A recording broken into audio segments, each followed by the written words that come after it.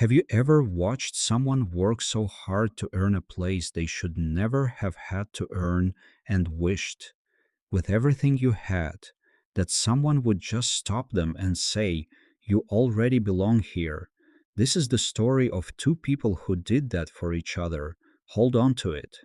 Pa, Joel's voice came from behind him, flat and careful the way it got when he was working something through. She's got a baby. Elias Reed did not turn around. He was checking the east fence post, the one that had been leaning since October, and his hands stayed where they were on the cold wood. "That changes nothing," he said.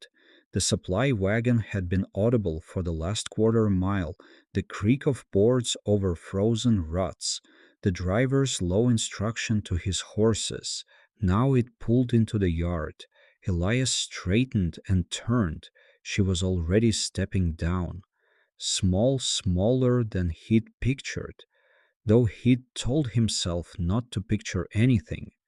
Her coat didn't fit right across the shoulders, the hem too long for her frame, the buttons done up to her throat against the December cold.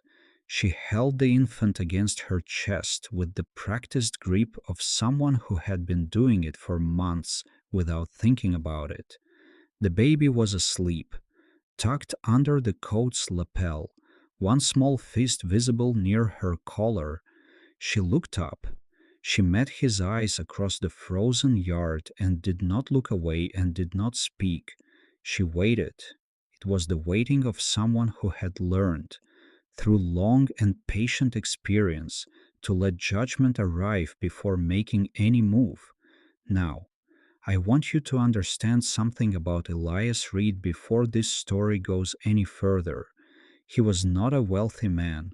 He was not a young man anymore, 41 years old, worn in the places that wearing shows, first the hands, the eyes, the quiet around a man who has spent too long without anyone to talk to. He owned 80 acres of Montana Valley, a homestead that needed more work than he could ever catch up on, two boys who had gone quiet in ways he couldn't fix, and a mule named Bernard who had more opinions than any animal had a right to. He had placed an advertisement in a Chicago paper in late October. A woman in Pennsylvania had answered. They had exchanged 4 letters over 2 months. He had sent the fare 900 miles. As the rail lines ran, she had written that she was 32, healthy, willing to cook and keep a house, ready to begin again. She had not mentioned the baby, not in any of the 4 letters. He walked to her bag, a brown case, not large, held shut by a leather strap and a piece of rope, and picked it up without speaking. He walked to the cabin door. She followed him across the frozen yard. Behind him, Joel stood still with his hands in his coat pockets, watching everything the way he'd been watching everything for 2 years, like he was deciding whether to trust it. Finn, who was 6 and had not yet learned that kind of caution, had already drifted close to the woman. He was studying the sleeping face tucked against her coat with the focused attention of someone who had just discovered something worth paying attention to. Elias held the door open. The woman stepped inside. The supply wagon turned in the yard and headed back the way it came. The driver didn't look behind him. He had 2 more stops before dark and the weather was turning. From the doorway, the east fence line ran along the property's edge, visible against the pale winter valley, 2 boards missing. One post tilted at a slow, patient angle toward the frozen ground. Nobody looked at it. Not yet. She had traveled 900 miles. She had learned 2 things in that time: how to sleep sitting up with an infant against her shoulder, and how to hold her face still when people looked at her the wrong way. She stood in the middle of the cabin's main room and took stock. One table, square, 4 chairs, though only 2 showed signs of regular use. A cast iron stove keeping its heat well.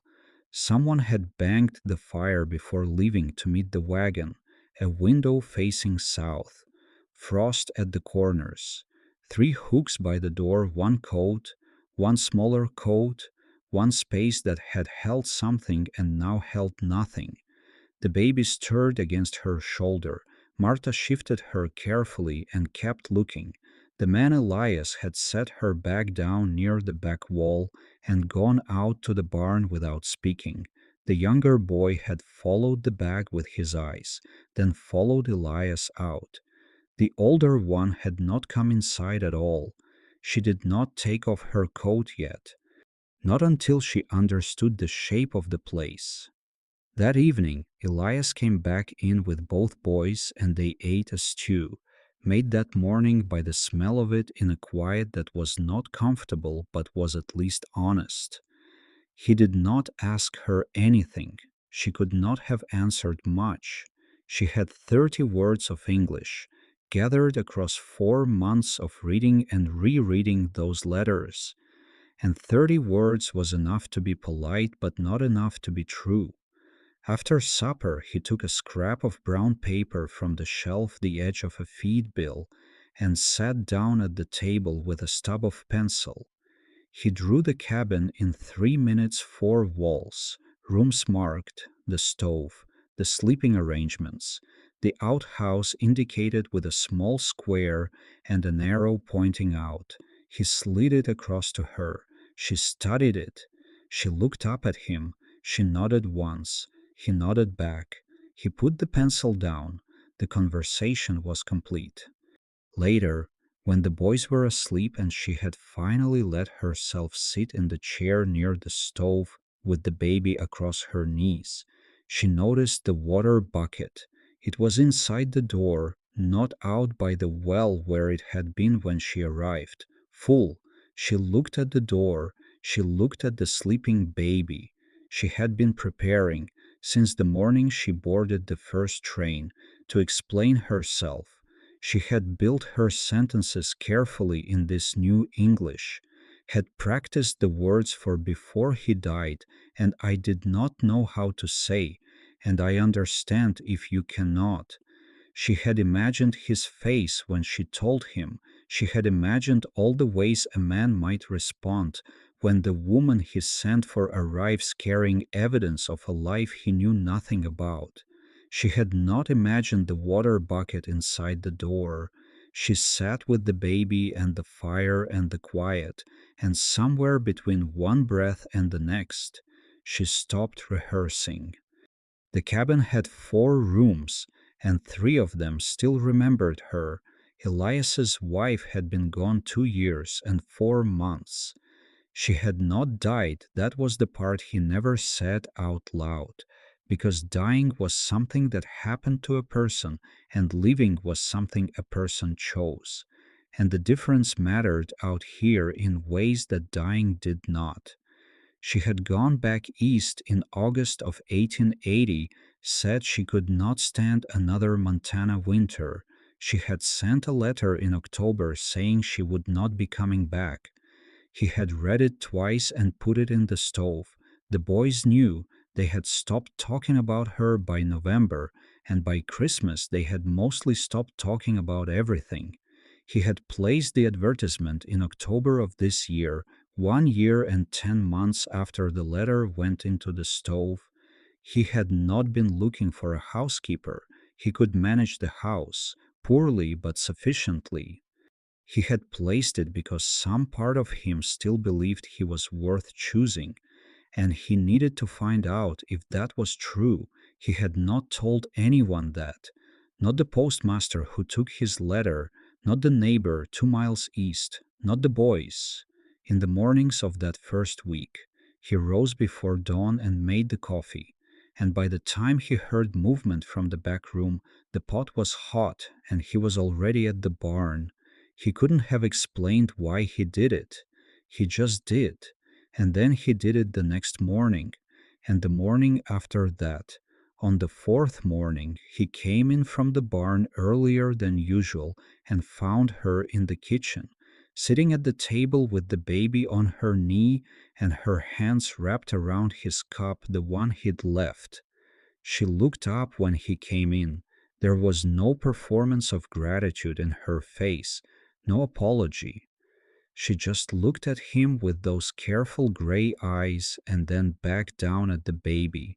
He poured a second cup from the pot and stood at the window. The cabin felt different for it.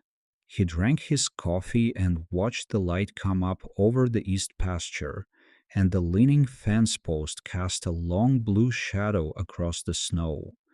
The first 3 weeks passed the way winter weeks pass on a working homestead in labor and cold, and the steady logistics of keeping everything alive. Marta learned the rhythms of the place quickly, more quickly than Elias expected, though he told himself he hadn't expected anything. She watched Joel's plate one morning and filed the information away. He ate the eggs first and left the biscuit, not because he didn't want it, but because he saved it. The next morning, she put a second biscuit on his plate before he sat down. He looked at it. He looked at her. He didn't say thank you. He ate it first. She mended the tear in Finn's coat on a Tuesday afternoon without being asked and hung it back on his hook.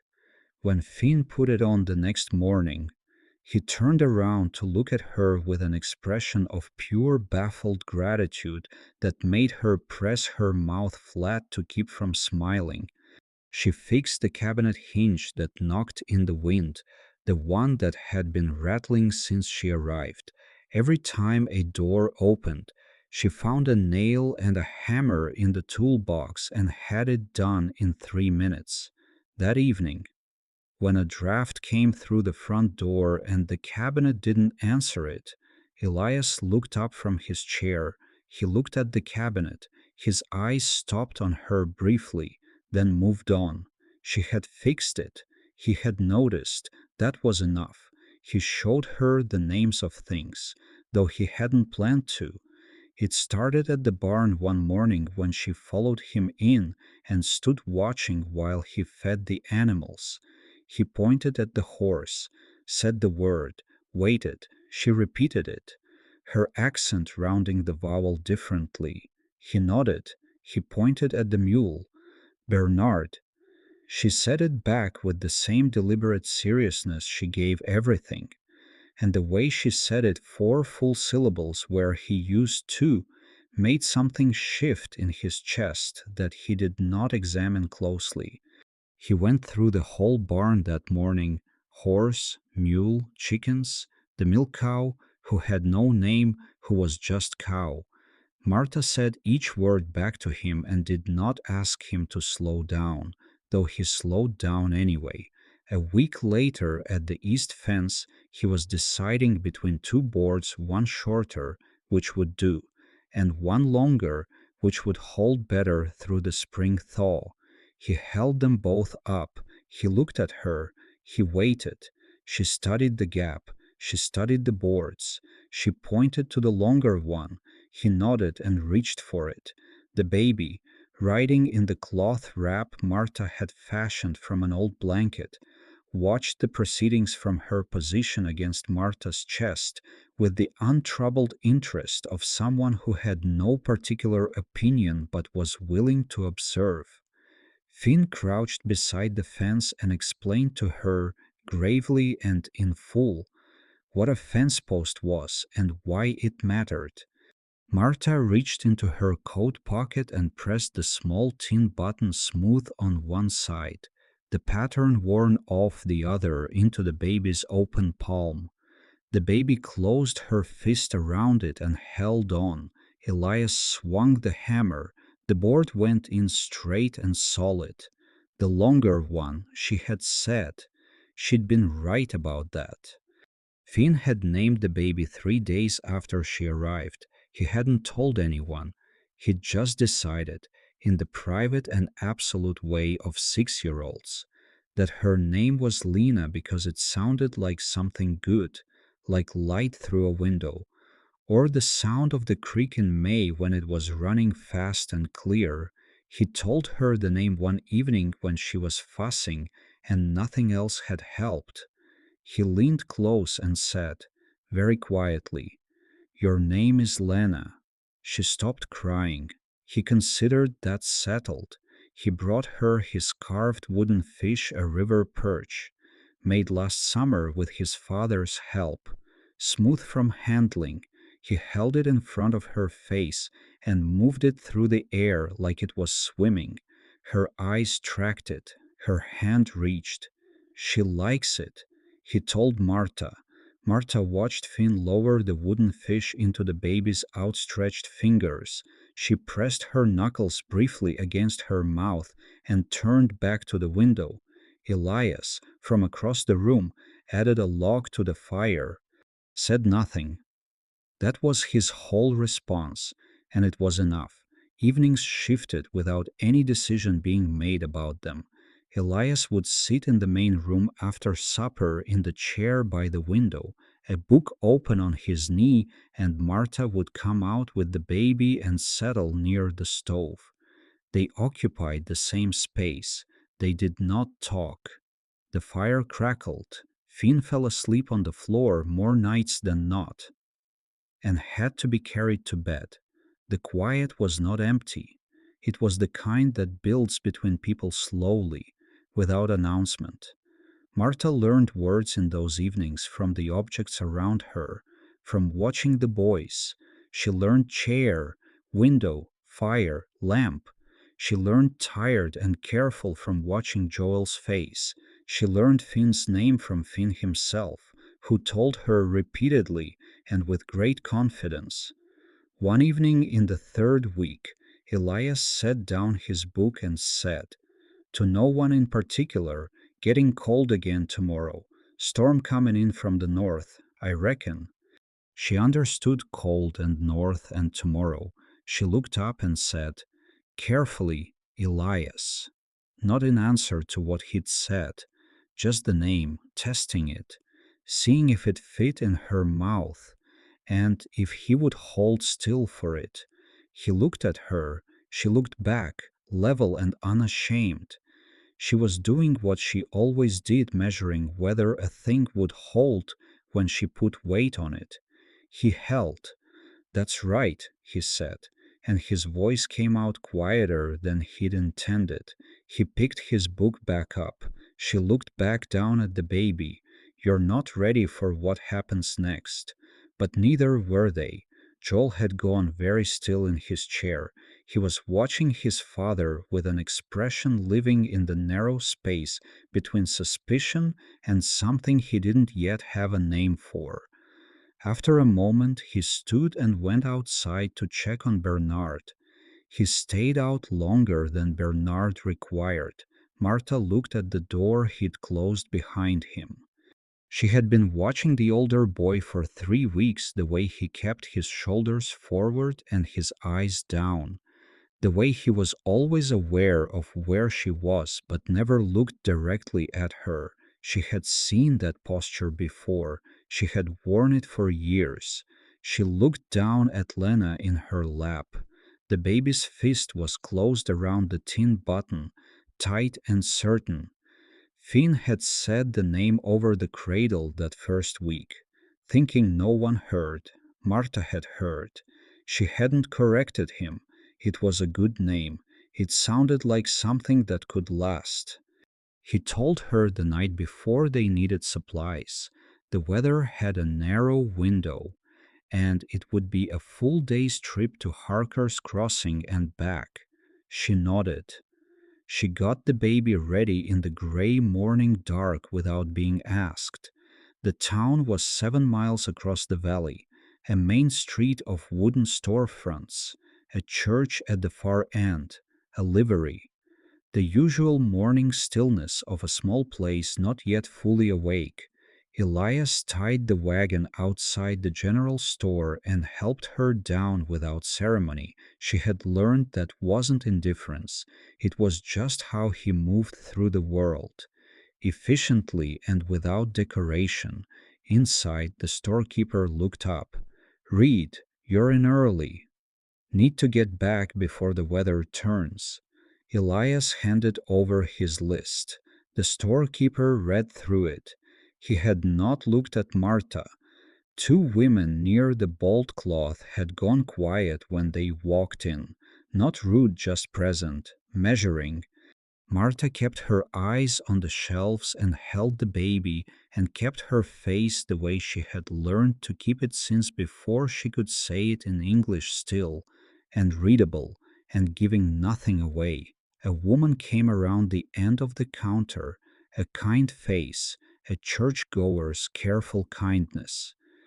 "Is this the woman from the advertisement?" She addressed Elias. "Yes." The woman looked at the baby. She looked at Marta. She had clearly already heard the talk. "And the little one?" "She's one of mine," Elias said. He said it the way he said things that were settled plainly, without invitation for follow-up. He looked back at the list. The woman smiled a smile that didn't quite reach her eyes and went back to her bolt cloth. On the wagon home, Marta sat straight and looked at her hands instead of the valley, which she had been looking at every morning because it was beautiful and because looking at it made the distance from home feel bearable. She had understood enough. That evening, Joel came in from the feed store where he'd waited with the wagon, and something had gotten into him, some word, some tone from men who thought they were only talking among themselves. He sat at the table and said something to Finn in quick, low English that Marta couldn't follow. The tone was a language she had been fluent in her whole life. Finn stared at his plate. He did not laugh. Elias set down his fork. He stood, walked to the stove, lifted Marta's plate, and held it over the burner until the heat came back through. He set it in front of her. He sat back down. He picked up his fork. Joel left the table without finishing his supper. I know. I felt the same thing when I first heard this part. That moment when someone is working so hard to earn a place they should never have had to earn. Marta looked at the warmed plate. She looked at Finn, eating with his head down. She looked at Elias, who was eating as if what he had just done required no comment and no acknowledgement from her or from anyone. She ate. She was up before anyone the next morning, before the sky was even pale, washing, sweeping, carrying, stacking her usefulness against the questions she'd seen in people's eyes. Her hands moved fast and certain, but there was nothing graceful in it. It was the labor of a woman spending herself down to prove the arithmetic of her own worth. Elias came in from the barn at first light. He stood in the kitchen doorway. He looked at her, at the set of her back, at the speed of her hands, at the way she hadn't stopped since he'd come in. He did not tell her to rest. He understood exactly what she was doing. He had done the same thing himself for the better part of 2 years. He went back outside to the fence, and she heard him working out there in the cold, steady and unhurried, and the sound of it helped in a way she couldn't have explained. It started on a Wednesday. Marta woke at midnight to the baby's breathing, not crying, just a roughness at the edges of each breath, a heat against her neck that didn't belong there. She put her hand to the small forehead and felt what she'd been afraid to feel. She didn't call out. She rose in the dark, built the fire up, went for cold water and cloths, and went to work the way she'd learned from her mother, from her grandmother, from every woman before her who had sat up alone in the small hours with a sick child. Cold cloth, watch the breathing, keep the temperature from climbing. She didn't hear Elias come in. She just became aware, at some point in that first hour, that she was not alone. He had a way of occupying a room without pressing himself into it. He came in and built the fire higher and positioned himself where he could be useful without being in the way. When she reached for the water pitcher, it was already full. When she needed the lamp closer, it had already been moved. He didn't know what to do for a sick infant. She could see that. He knew it too, but he knew how to keep a fire and carry water and hold the lamp steady through the night without being asked. And that was what he did. The fever peaked around 2 in the morning, then slowly, over the next hour, it began to come down. Marta kept changing the cloths. She counted breaths. She said things in her own language, the old words, the ones her mother had said over her, and didn't think about whether anyone was listening. Elias was listening. He didn't understand the words. He understood the voice. At 3 in the morning, the baby sleeping fitfully, both of them exhausted. Marta sat back in her chair and looked at her hands in her lap. The fire crackled.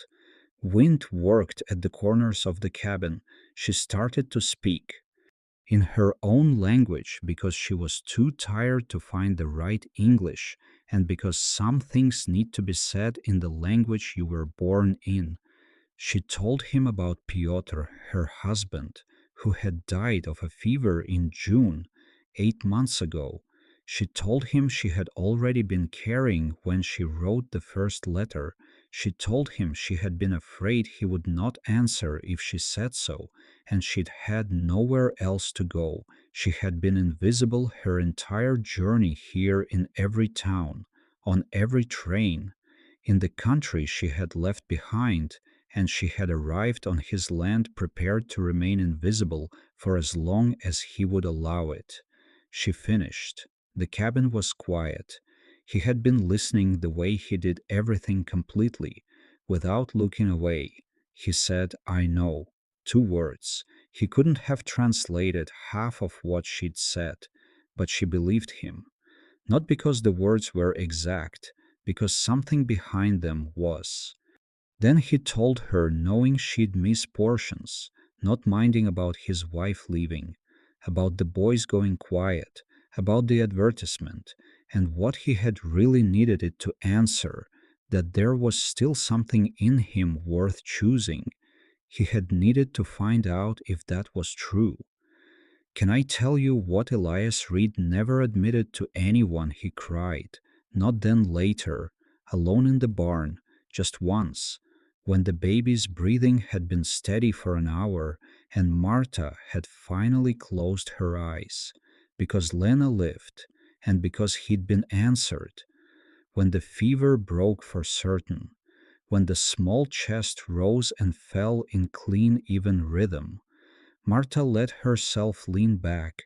She was still holding the cold cloth. Her hand was trembling slightly from hours of tension finally leaving. She reached sideways without thinking and found his sleeve in the dark. She gripped it. She did not let go for a long time, and he did not move away. Later, when the sky began to gray at the window, there was a sound near the hallway. Joel had come as far as the kitchen entrance and stopped there, his back against the wall beside the door frame, not looking in. He had been there long enough for the bare floor to be cold under his feet. He stood there a moment longer, then he pushed off from the wall and went back to bed without a word. But in the morning he came to breakfast and sat in his chair and said, "To the table in general, biscuits smell done." They were done. Marta took them off the fire. He ate 2 of them. The first week of March, the valley began to breathe again. The snow was still deep, but the quality of the light had changed softer, lasting past 4 o'clock now. The ice on the window thinner in the mornings. The community gathering was held at the church hall on the 8th. Same as every year, part supply coordination, part informal settling of matters that didn't quite rise to county business. Elias had attended every year he'd lived in the valley. He went this year with Marta beside him on the wagon seat and both boys in the back. She had been learning English with the quiet industry she brought to everything. She could manage a conversation about weather, the price of flour, the basic welfare of children. She wore her coat, the one that still didn't fit quite right across the shoulders, and held herself the way she always held herself in public, still, watchful, giving nothing away. The hall was warm and full. People looked, wait, because this next part, I've told this story before, and this part always gets me. The gathering moved through its business. Road conditions. A family 2 valleys over who'd had a hard winter, spring planting. Elias sat beside Marta and listened and said little.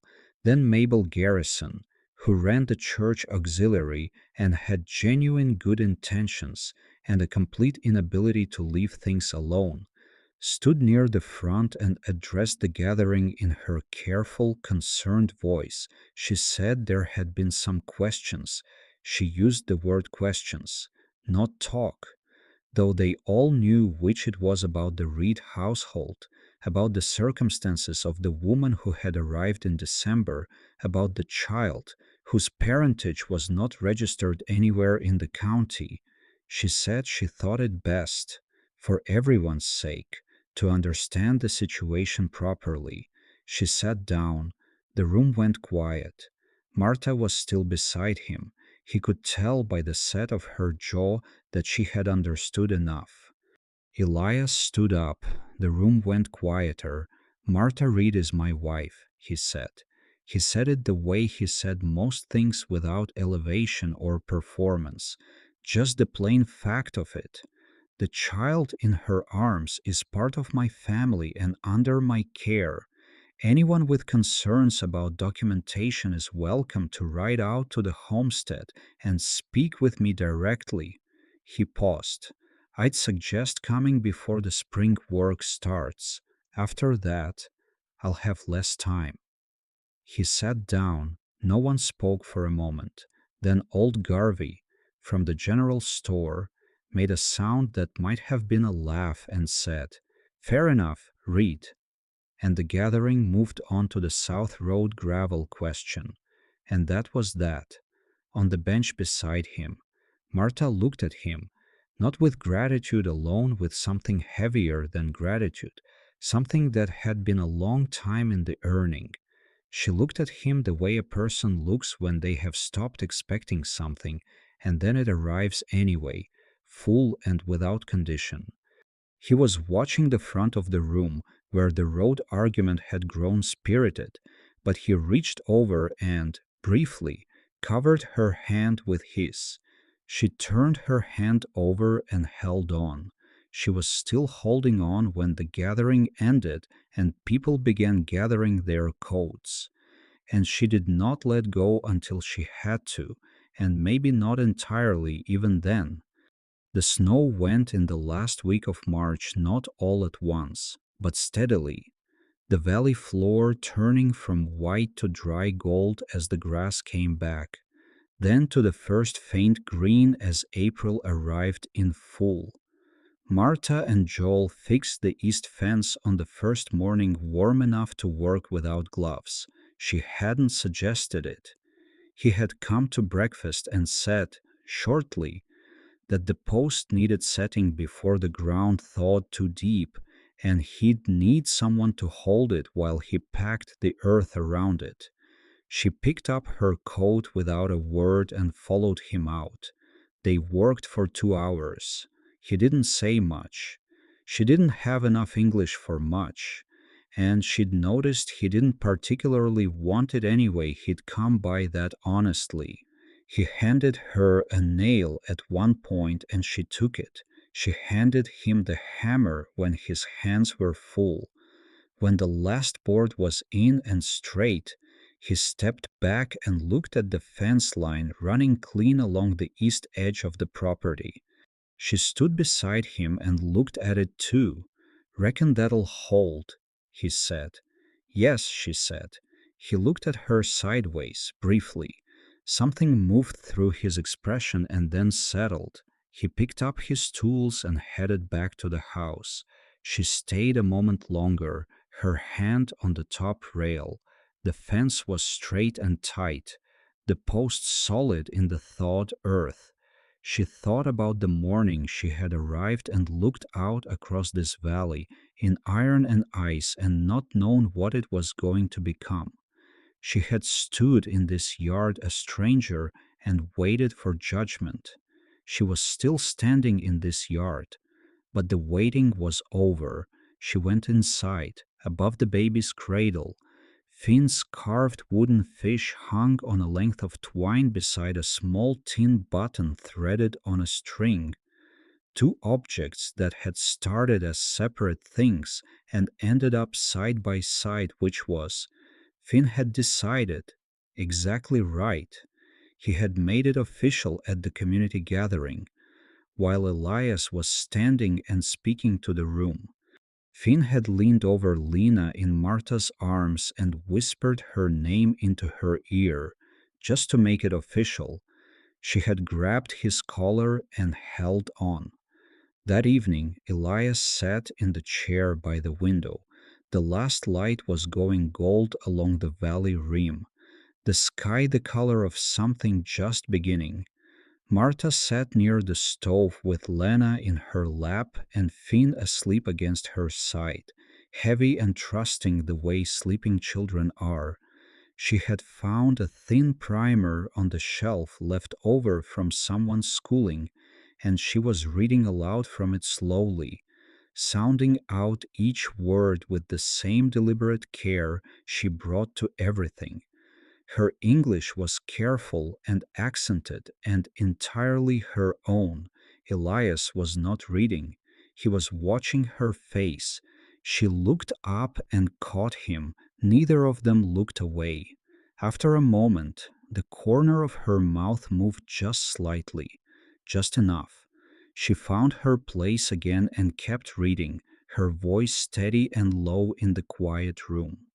Joel had come in from the yard sometime in the last half hour and was sitting at the table behind them, pretending to sharpen a knife that didn't need sharpening, not going to bed, not leaving. The cabin door stood open to the April evening.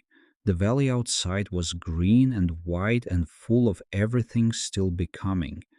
And if you had stood in the yard and looked through that open door, you would have seen the lamp burning warm in the dark, and the five of them inside it, and Elias's face as he watched the woman he had chosen who had chosen him back, at cost, across 900 miles and a winter and a language neither of them shared fully, but both of them were learning and you would have understood without needing to be told.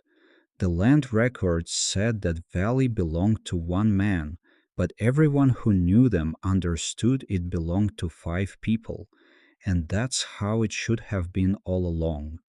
Some mornings, Martha still wakes first and stands at that south window for a moment before the house stirs, watching the valley come into the light, the fence line straight along the east edge, Finn's voice already coming from the barn where he has gone to tell Lena something important, and then she hears Elias's boots on the floor behind her, and his hand settles at her back, and she leans into it the way the valley leans into morning naturally, completely, like it was always going to be that way.